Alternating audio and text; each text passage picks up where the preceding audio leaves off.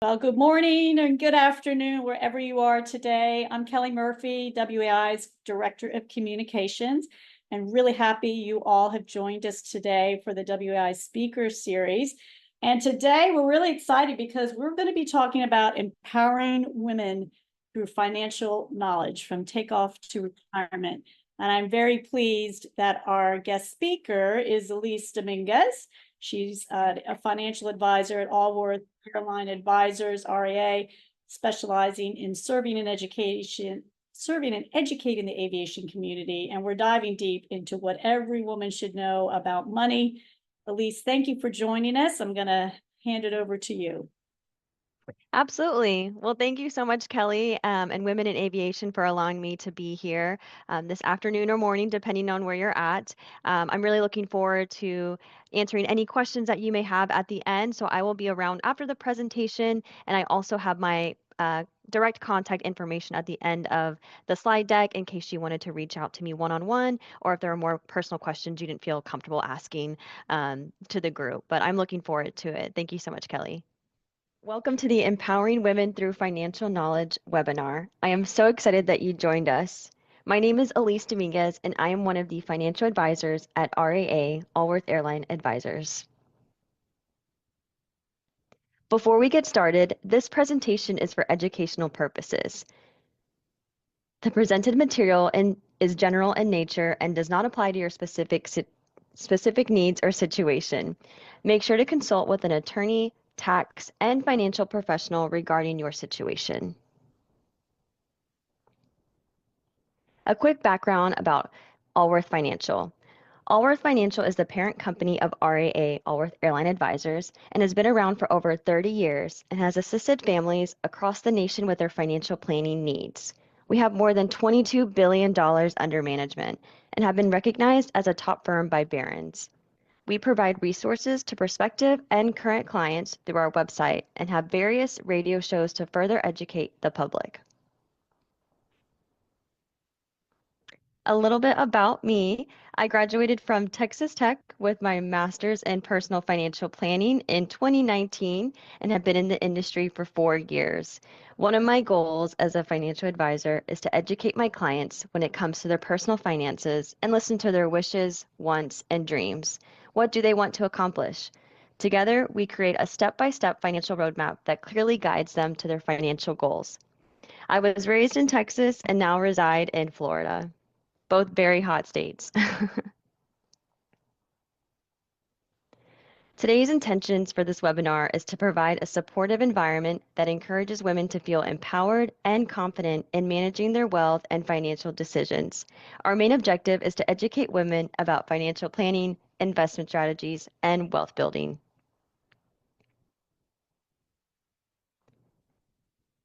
We as women have a duty to ourselves to understand our personal finances and a responsibility to know our financial well-being. Here are just a few reasons why. According to the U.S. Bureau of Labor Statistics, more than half of the workforce is made up of women. We are seeing more women working full-time, which is so fantastic to see. Women are more likely to work in management, professional, and related occupations. We are also educated and are likely to have a bachelor's degree or higher. We are making our presence known in the workforce.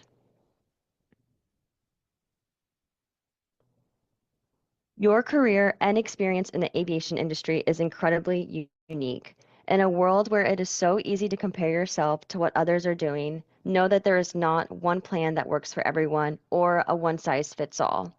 It's important to work with an advisor that listens to your unique needs and implements them. As I previously mentioned, more than half of women are participating in the labor force. This is great news, but women still face unique challenges every day. According to the U.S. Bureau of Labor Statistics, women are only earning 82% of men's earnings. Since we are earning less, this equates to saving less as well. We may also run into some career interruptions, such as raising children or caring for elderly family members. This can impact career progression and income. Unconscious biases are social stereotypes, and this is a challenge because this can affect hiring, promotions, and opportunities. Women typically have a longer life expectancy than men, and we also tend to invest too conservatively. This means that we are more likely to invest in safe investments, such as bonds or cash equivalents, versus equities, like stock. I want to introduce you to 6 different steps on how you can take charge of your finances. These steps can help you take responsibility for your financial well-being. We will go through each one individually, but quickly, the 6 ways to take charge of your finances include to take control of your money, become a more knowledgeable and less emotional investor, advocate for yourself in the workplace, plan for retirement, protect your income and assets, and create an estate plan. Take control of your money. We previously spoke about how we as women need to understand our finances and our own financial situation. How much are we earning? How much are we spending each month? Knowing your cash flow and where money is going is critical. Did you have a cash surplus or deficit? There are many money tracker apps, such as Copilot, and many banks offer them as well through their mobile app. I encourage you to look at your last month's spending and create a budget moving forward. Did you spend most of your excess income on food or entertainment and didn't get the opportunity to save as much as you were expecting? There are months where even I do that myself. Make sure your budget is flexible, simple, and works for you. We typically recommend saving 3 to 6 months of your fixed and variable expenses in case of an emergency, such as time away from work or a job loss. If you are unaware of what you are spending each month on these fixed and variable expenses, I encourage you to take a look at your bank statements and make a note of them on a spreadsheet so you know what you need to save in your emergency account. Fixed expenses include rent, auto payments, insurance, property taxes, and variable expenses include food, utilities, entertainment, and expenses that may vary each month. It is important to check your credit report and credit score at least once a year to ensure that all details are accurate. You can pull a free credit report from one of the 3 credit reporting agencies, such as Experian. Your credit score is based on your credit score is based on your payment history, your credit history, the types of credit that you currently have, new credit applications, and the amount of credit you are using. It's best practice to keep your credit usage under 30%. Make sure you set goals. What do you want to accomplish? What brings you joy? Something that I enjoy doing is to visualize this. For example, a big financial goal I have is to eventually buy a home on the coast in Tampa, since I'm located in Florida. Although that goal may seem out of reach right now, at my desk, I have pictures and I keep pictures of what I dream my future home will look like. This encourages me by actually seeing what my goals are and makes them more clear and more attainable for me to accomplish in the future.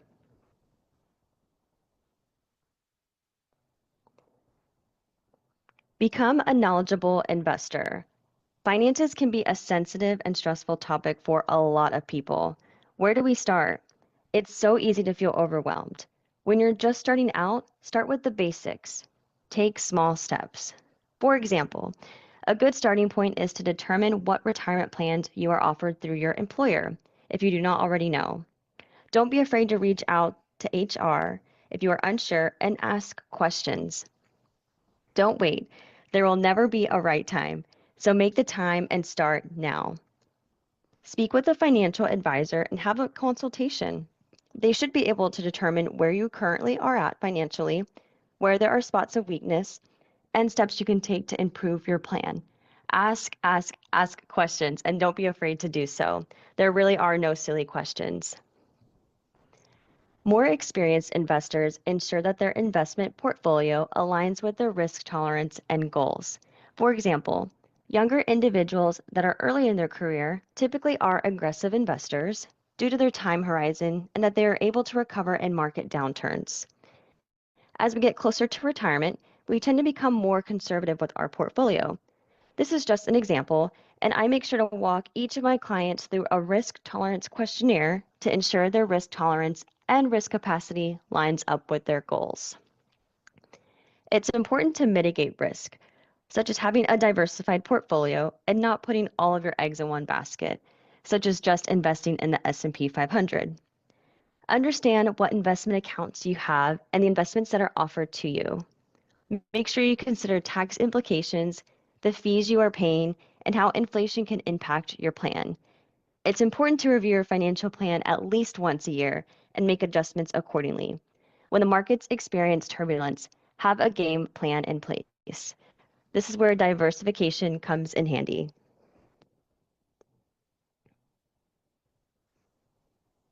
We as humans are emotional beings and do not invest rationally. We typically let emotions control our finances and the decisions that we make. We feel more pain when we experience a loss versus the joy from a gain. As you can see here, when our investments are growing and we experience gains, we become excited and almost greedy. We buy when the markets are high. Once we start seeing our account values go down and in the red, we get worried and scared and tend to sell low. It's important to make sure that we don't do what everyone else is doing, as that usually leads to a losing strategy. Stay on your own path. Buy low when investments are selling for a discount and sell high.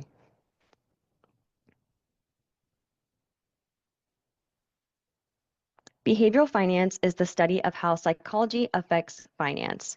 We are not rational investors, like I just mentioned. Here are a few terms on how behavioral biases can impact you and your financial well-being. For example, overconfidence is the tendency to place too much emphasis on our own abilities. And herd behavior or herd mentality is the tendency to mimic the actions of a larger group.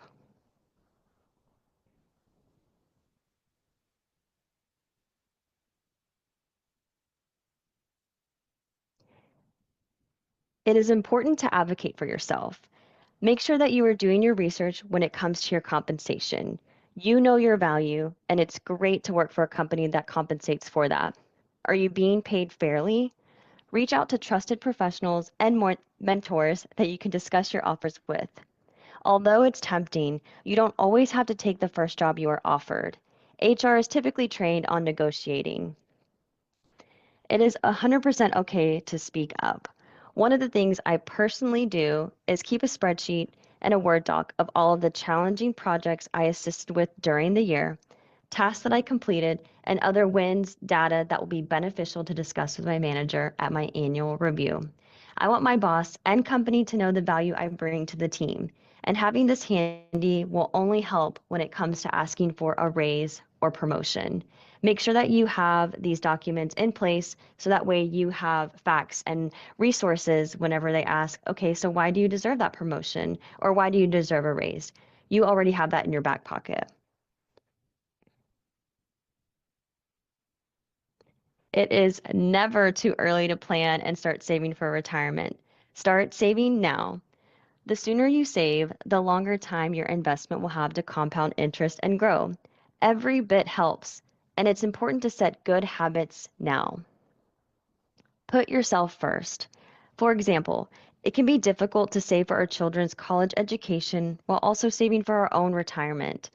Make sure you put yourself first and have the resources available to retire comfortably before assisting others with financial matters. What retirement plans are being offered from your employer, such as a 401k, 403b, any IRAs? Are you contributing to these accounts? Is your employer contributing? We don't want to leave any free money on the table if your company provides a match. You can go on ssa.gov and review an estimate of your Social Security benefits if you qualify. Although you typically cannot take Social Security until you are at full retirement age, which ultimately depends on the year of your birth, for example, age 67, you can still review your benefits online. I check mine maybe every other year or so. Even though I have a decent amount of time until retirement, it's just good to be aware and mindful of future Social Security benefits. The earlier you start investing, the more time your assets have to compound interest and grow. Take a look at the difference between investing just 10 years before. Jill's portfolio, which is the blue line, versus Jane's, which is the green line, is significant.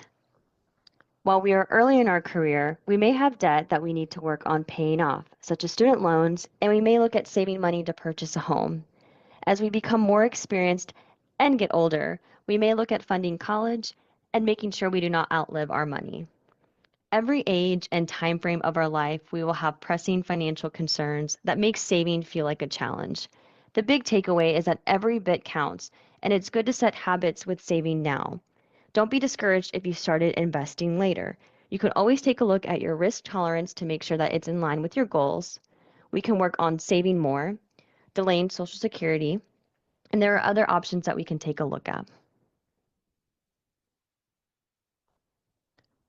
Protect your income and assets. Are you adequately insured? What insurance policies do you currently have? Does your employer offer insurance? It's important to be informed and knowledgeable about what you have and what you are being offered. Do you need a trust? If you have a business, is it protected? A financial planner should be able to run an insurance analysis to determine if you are covered and if there are any gaps that need to be considered as far as insurance goes.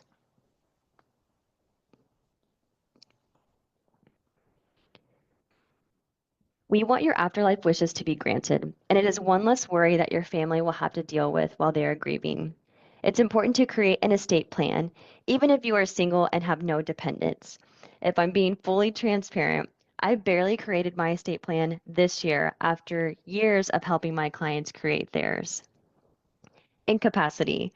If you are unable to make decisions for yourself, who are you electing as your agent to make these decisions for you? We want these selected individuals to be trustworthy. A few examples of incapacity documents include a living will. What kind of medical care do you not want when you cannot make your own decisions? A healthcare proxy. Who do you want to make healthcare decisions for you?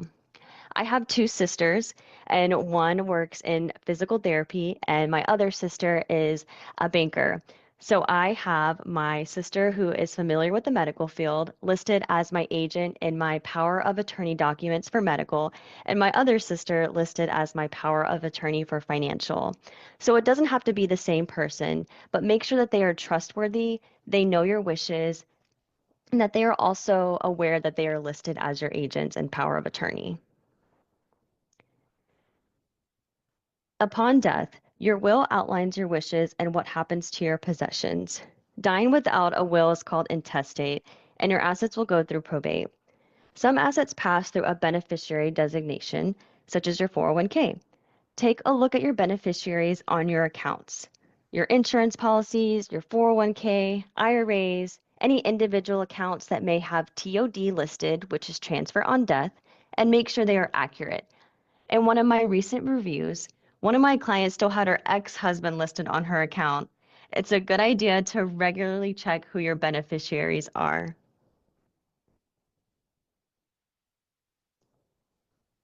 Some next steps that we can take. We are all busy. You are a working professional. You may have a family.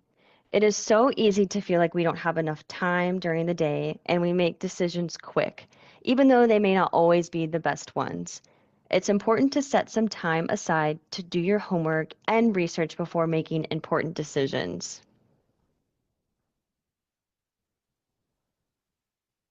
We are all on our own journey. Your financial plan should be tailored to your needs. At Allworth Financial, there are 7 personal decision points that we plan for. We provide comprehensive financial planning. When you hear financial planning, you typically may think about investments. While investing is important, it isn't the only thing. We need to consider all of the points to create your plan, such as insurance, tax planning, retirement needs, just to name a few. And you can see them all listed here.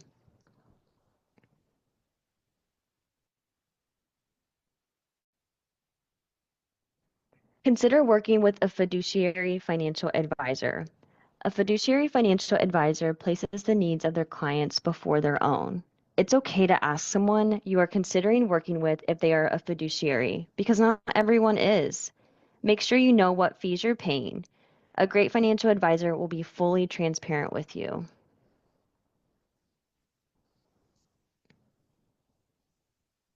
You have the potential to earn as much as 4% more in your overall returns by working with an advisor. Know that you do not have to do this alone, and there are professionals who will work with you, educate you, and plan for your financial well being. One of my favorite parts about being a financial advisor, especially working with women, is we have that first meeting where it can be very intimidating talking about something so personal such as your finances. And then a year goes on and we meet for our next annual review and things start clicking. My clients are like, "Oh yeah, I know what an IRA is. I know I need to be saving this amount." And it really is such a cool experience to be able to see that growth. And I love providing recommendations and educating my clients so they feel empowered and informed with all of the decisions that they make. Thank you so much for your time today. I appreciate you all for being here this afternoon. If you want to discuss your own personal financial needs or would like to speak with me for a consultation, my contact information is provided.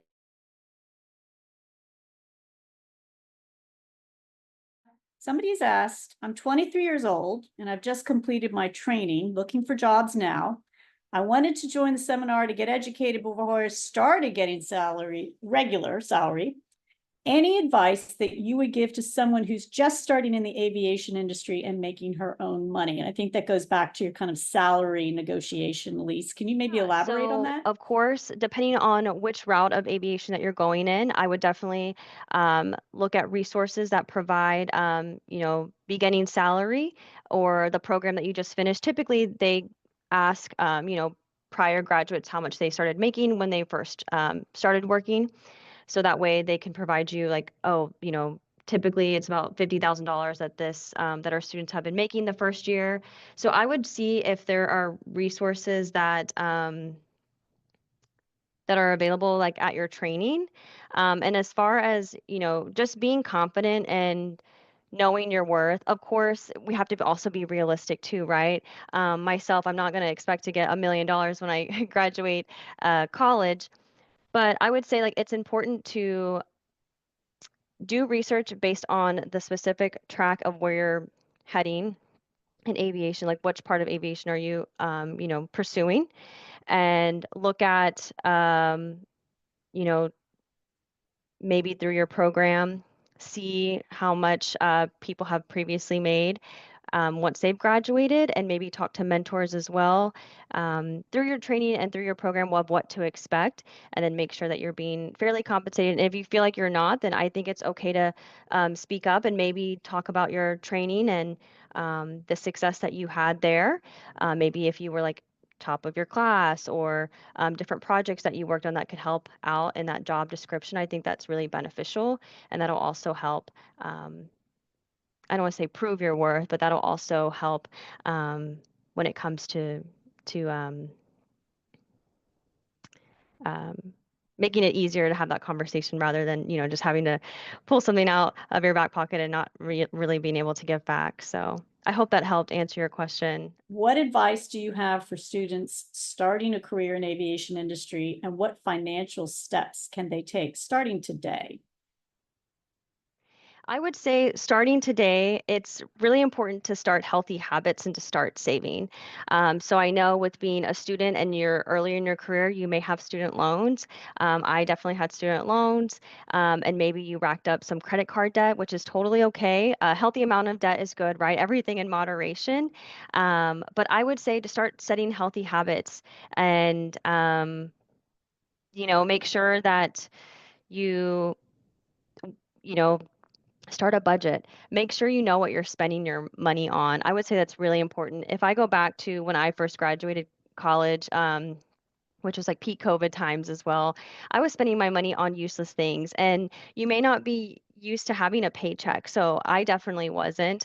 So once I started having that paycheck, I was like, oh, great, I have all this money that I can spend. And I was very, I didn't make the best financial decisions for myself, but I would say start a budget, know what you're spending your money on each paycheck.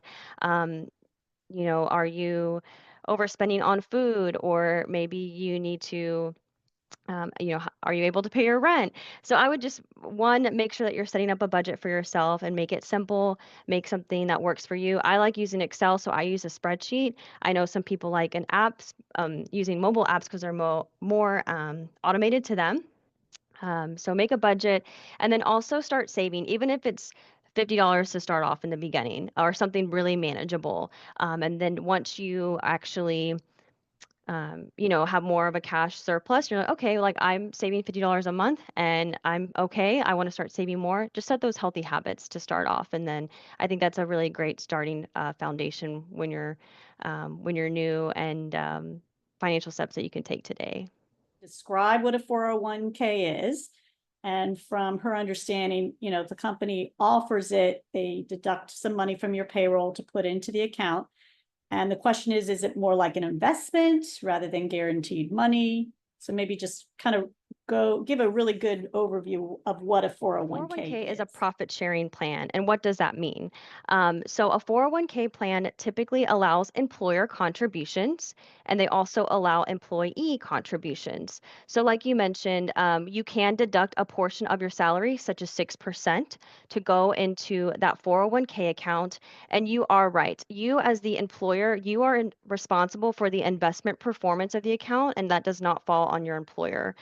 So it is an investment rather than guaranteed money because it's not a pension, right? Or it's not like a non-qualified plan. So a 401k basically allows you to contribute money into a retirement account. You are responsible for selecting the investment performance of the account as well. And then ultimately the balance depends on how much is available at the time of retirement. So it is not guaranteed money unless it is some accounts are, but it's not a pension, so it's not guaranteed. But some employers do offer matches like up to 3% or 5%. So I would make sure that you at least contribute if you can. At least contribute the maximum of what your employer can contribute for their match. So that way you're not leaving any money on the Can you table. talk about wills? Because you did touch on how important that is to kind of get your affairs in order for when sadly you decease. So talk about the different wills. I know, especially, when you start off in your career or you kind of think you're invincible, and those are hard conversations to have, which is honestly why I waited so long to create my own, is because I didn't like talking about it and I didn't want my family, or I didn't want to bother them by saying, hey, like I'm the baby sister, but my big sisters are going to be my agents in case something happens to me. So really estate planning is important. And your last will and testament pretty much outlies all of your final wishes. It is where you choose your executor of your estate, which means the person who is going to be responsible for paying those, debts, those funeral expenses, making sure that those assets are being passed along to the beneficiaries. So it is important to have that document in place because if you were to pass without a will, you're intestate. And or some people I work with, which you should always have a will, but if you don't have one, like I mentioned, it's called intestate, where you pass without a will or you die without a legal will, which leaves the distribution of your assets to a to your state's probate court, which may not be what you want, and that's also public information as well. And we want to make sure rather than the state making those decisions for you, that you're in control of your assets, even that your beneficiaries are getting them as well. So. And then I would say not I want to say it's more important, but if anything, the power of attorney, I would absolutely get that as well for medical and financial, because if something were to happen to you and you were to become incapacitated or you were in an accident, we want to make sure that your state isn't making those decisions for you, or I know for me, I love my parents, but I don't want them to make those decisions for me. So I have my siblings listed because I know that I speak with them more, I trust them, and I know that they're going to make the best decisions for me. So I would say, if anything, of course, a will, but also a power of attorney um, and a for medical and financial are just as important. So, because you're more likely to become disabled than pass, or you're more likely to have an accident like incapacitation than death. Estate planning, it can get expensive speaking with an attorney. So you can always utilize Legal Zoom. We offer our clients As part of our financial planning process, we include the estate document creation with our clients. So that's another resource that we could utilize. But LegalZoom is great too if you wanted to do something online, and that's more affordable as long as you get it notarized and the documents they would be all set up and good to go too. So, Question for you, Elise. You had sure. kind your recommended from your company is kind of the 7 steps, where to start and what do you think is the best kind of analysis of those 7 steps? Just in a kind of a quick overview of what everything that you went through. I think that would be Can get helpful. very overwhelming. Where do I start? Maybe you don't even know what you have, and that's okay. So, pretty much the 7 personal decision points. What I like to do is lay out everything.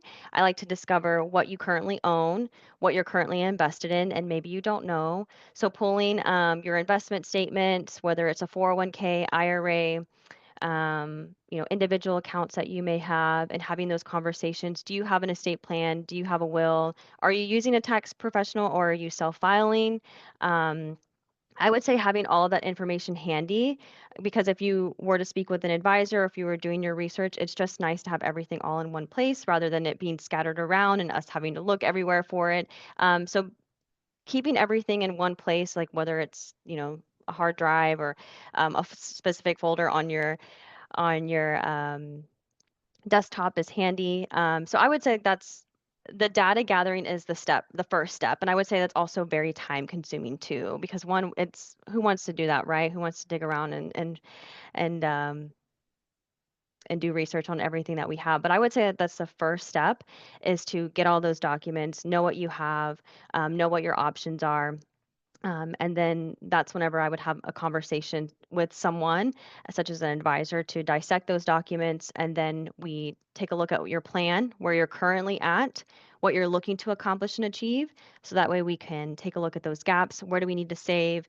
Maybe we need a budget. Are we maximizing our benefits that are being offered through work? And then we have those conversations and go from there. But I would say another thing too is you don't feel like you have to do all of this like in one meeting or in one conversation, right? It takes time. As long as you make it a priority and you do the best that you can, it really does take time. And it's not, let's talk about estate planning. Let's make sure all of our investments are good to go in one conversation. It's okay to break it down and do it In in the comments, chunks. say So awesome presentation and information. I know everybody really had a lot of takeaways and best practices. So we appreciate your time, Alyse Dominguez. And I said, just as about as I was, one more question here coming in. yeah. So is there a recommended percentage of savings you suggest going directly into your retirement savings or short or long-term savings? And is there a particular amount you recommend going into guilt-free spending? I like that. That's from Kira. So if you want to answer Kira's question there, then we'll wrap up. Yeah, no, that's a great question. Really, I would say it depends on your budget.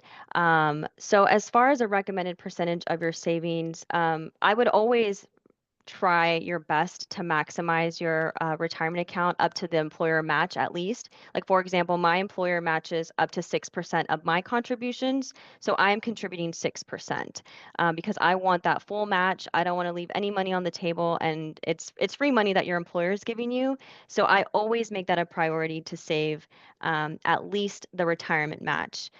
Short, long-term savings, I would say it depends on your goals ultimately, how much you should be saving. Like, for example, I have some clients who want to buy a house within the next 2 years.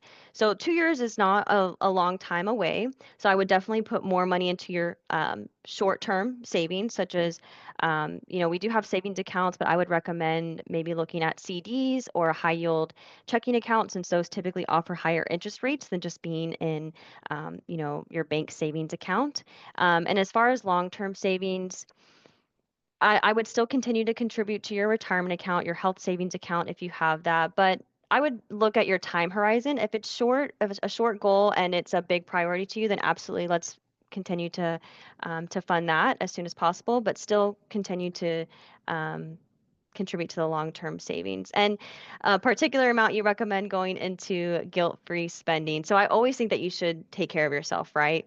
We um, And especially with a lot of the clients that I work with, they are big savers, big, big savers. So by the time they retire and they're in their 60s, they have all of this money. And I have to tell my clients it's okay to buy that new car or it's okay to go on that vacation because they're so used to saving that they don't want to spend their money. So you also want to make sure that everything in moderation is good, right?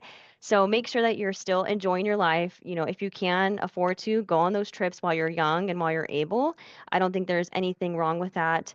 You know, uh, to enjoy your life now and to treat yourself, but everything in moderation. Continue to save for retirement. Your short-term goals, try to fund those as soon as you can, especially if they are coming up within the next 2 years. I would say let's start to definitely contribute to that and you know, long-term savings as well. That's always important, but don't feel guilty for, you know, spending some money on yourself right now too. And I that's how I feel. So life's short. Enjoy it while you can, but everything in Thanks so much. And moderation. Alyse, once again, can you just say that you are available, right, to email Yeah, directly? Your email's in the chat. We're happy to provide this recording on our YouTube channel. And we thank you all for taking time out of your busy day to spend it with Alyse. And Alyse, most importantly, thank you for sharing all this information with us and helping us feel more confident about going forward with our savings and retirement. absolutely. And one more time, I did put my email and then also my direct line for work. So if you wanted to text that number or you can also give me a call, you'll reach me directly. So I appreciate all of your time. Thanks for the great questions and sticking around. It was a lot of fun. I hope that this was beneficial to you. Thank you again, Alyse. Everybody have a great day. Thank you for being part of the WI community. Bye now.